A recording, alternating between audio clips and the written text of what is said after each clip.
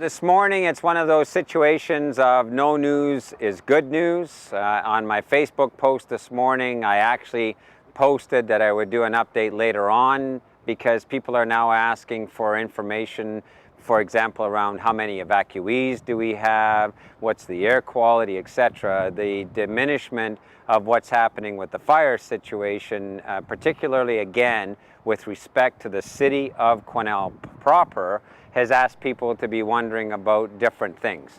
So I will be posting on my Facebook page some of the information we're starting to gather.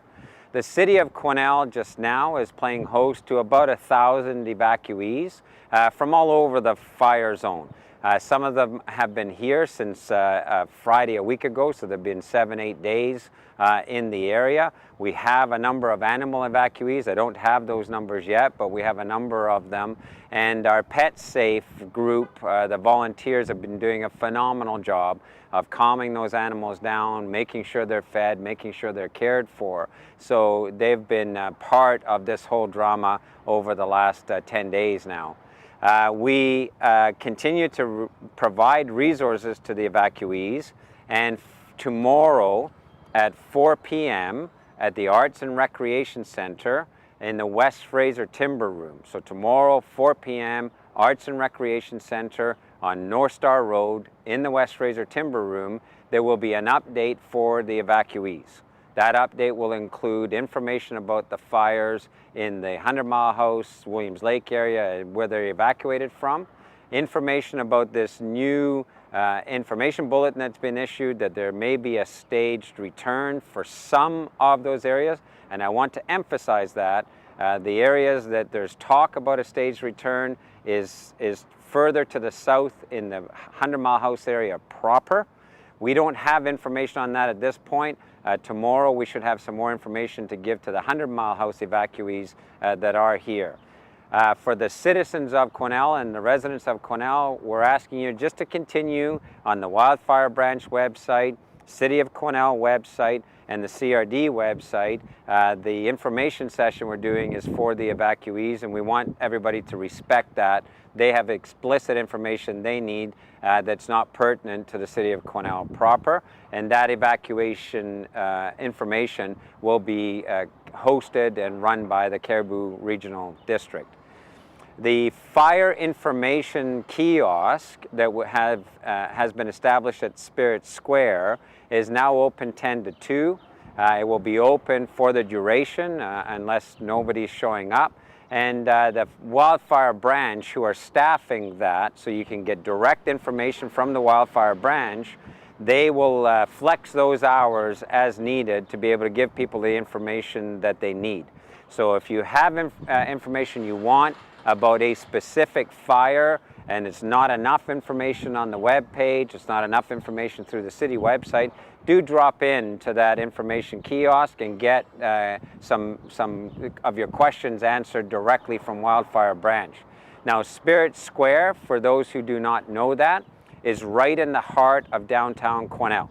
It's adjacent to the parking lot on the corner of Reed Street and St. Laurent. The rotary clock is there, and there's a band shell covering there, and if people may know where Granville's is, it's the parking lot across the street from Granville's. And if you look at the parking lot, you'll see a fresh whole slate of windows. That's our new public washrooms and community promotion space.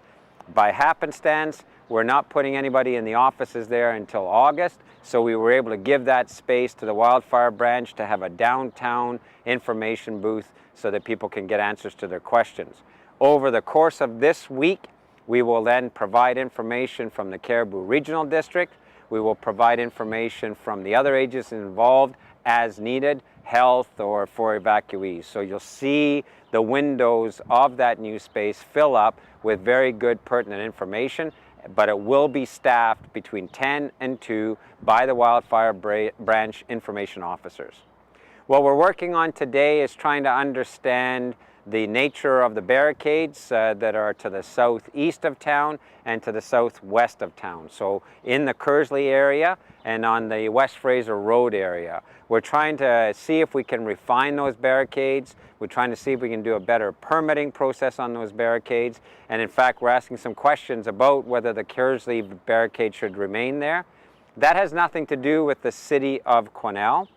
But what we've done is add the MLA's office, the Northern Directors. We're now going to communicate with our fire chiefs from Bushy and Barlow and 10 Mile and the other surrounding areas, West Fraser, into our morning meetings. We're finding that that's the best source of information for a lot of the people who are dealing with the regional district area, not the city proper. So we have expanded our tent, if you will, for those morning information meetings so that we're trying to flow good information out to everybody who needs to be involved. And together, we're starting to work on refining some of the issues that people are raising with us. So we're hoping over the course of today to get a better understanding of livestock permitting for people who are in evacuation order areas. And we're also hoping to see if we can get the barricades moved out of areas that are only on alert and move those barricades to where the actual evacuation order is. As always, please look at the timestamp on information.